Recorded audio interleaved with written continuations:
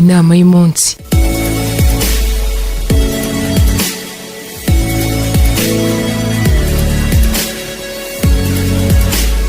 Akiri muto yahoranaga inzozi, yumvaga ashaka guhindura ubuzima abakene babayemo. Yangaga akarengane, yahoraga muri we ashaka guharanira ubutabera. Yangaga agasuzuguro, akanga ubuhemu, akanga ihohoterwa n'ibindi byose yabonaga bikorerwa ikiremwa muntu. Akabireba akumva arabyanze, bikamutera umuhate wo kumva muri we ashaka guhindura isi muri rusange.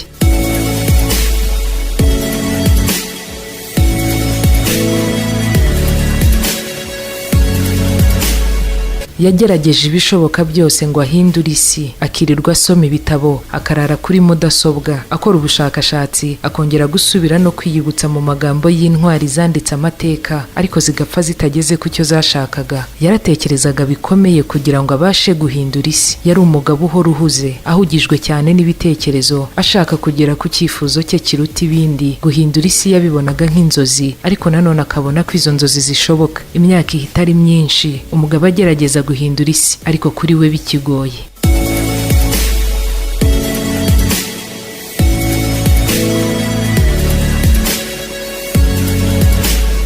Umugabo aba agerageje kugisha inama bose bakamuca intege. Yagerageza gusoma ibigwi bya bamwe mu ntwari zari zifite icyifuzo nk'icye cyo guhindura isi, agasanga abapfuye batabigezeho. Nguko uko yaje kubona ko guhindura isi bisa nk'ibidashoboka, atangira gucika intege. Umunsi umwe afata uruzinduko ari mu masaha ya mu gitondo, yerekeza ku isomero ryari rikomeye cyane mu gihugu. Ahageze yicara hanze muri jardin. Iruhande rwe hateretse ibitabo byinshi bitagira ingano. Nta bunebwe na buke afite bwo gusoma. Mu mutwe we harimo icyifuzo kimwe cyo kubasha guhindura isi. Afata igitabo cya mbere atangira gusoma. Agifungura paje ya mbere, yubitse umutwe mu gitabo atangiye gusoma, yumva umuntu amufashe ku rutugu.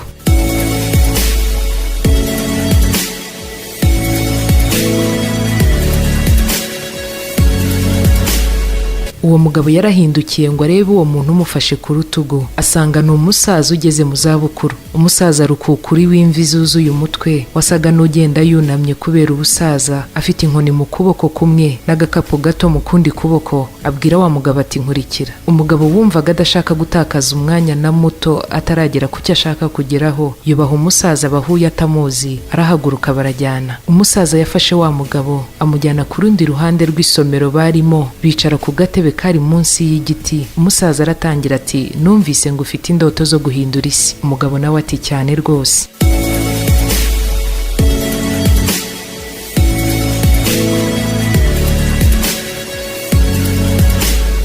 Muzehe yaratangiye aramuganirira, ati amateka yawe nayasomye mu kinyamakuru, nibwo namenye ko uri umwe mu bashaka guhindura isi. Umusaza ati mwana wanjye, izo ndoto twazigize turi benshi, ariko bamwe barananiwe bahindura inzira, abandi bapfuye bakigerageza. Nanjye ndi umwe mu bashakaga ibanga ryo kubasha guhindura isi. Muzehe ati njye ndashaje, imyaka ntikinkundiye, ariko icyiza nuko iryo banga ngiye gupfa ndimenye. None mwana wanjye, ndashaka ko nkorera mu ngata.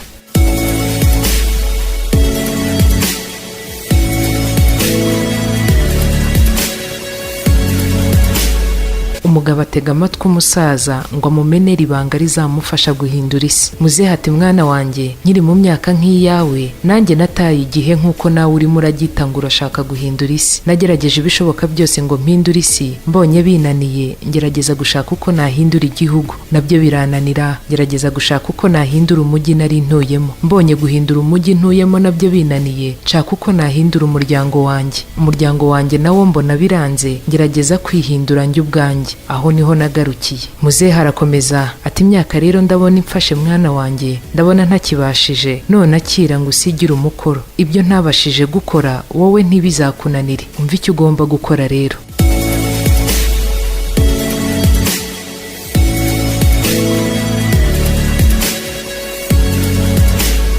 Muzehe ati bizagufata igihe kitari gito kandi kitari na kinini cyane ngo ubashe kwihindura. Bizagutwara iminsi ngo ushobore kwihindura, ariko numara kwihindura, numara guhindura imitekerereze yawe, nubasha guhindura uburyo ubonamo ibintu, uzanabasha guhindura umuryango wawe. Umuryango wawe numara guhinduka, umuryango wawe numara gushyira hamwe ukunga ubumwe, nawe uzabasha guhindura abaturanyi. Abaturanyi nibahinduka, bazahindura n'umujyi mutuyemo. Umujyi mutuyemo nawo numara guhinduka, uzahindura n'igihugu. Igihugu nacyo nikimara guhinduka, kizahindura isi. Muzehe arangije ati ngaho genda ugerageze.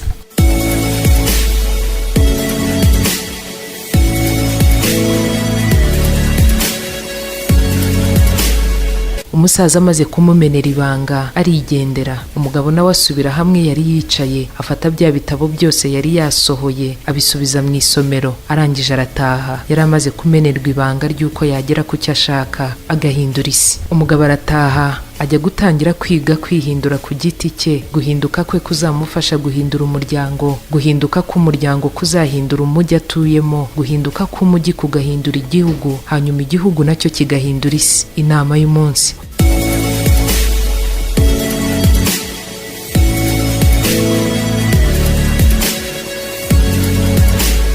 Uku niko natwe twiha intego bikarangira kuzigeraho bitunaniye kuko twahereye hejuru, bikanga kuko twabanje kugerageza guhindura isi kandi ubwacu ari twe twakabanje kwihindura. Gahoro gahoro umuntu agenda azamuka, uko azamuka niko agera ku kintu runaka, icyo agezeho kikamugeza ku kindi. Guhera hasi uzamuka birashoboka, ariko guhera hejuru umanuka ni ukwipasa muremure. Ngaho gerageza, niba ufite nawe indoto zo guhindura isi, banza wige kwihindura ubwawe.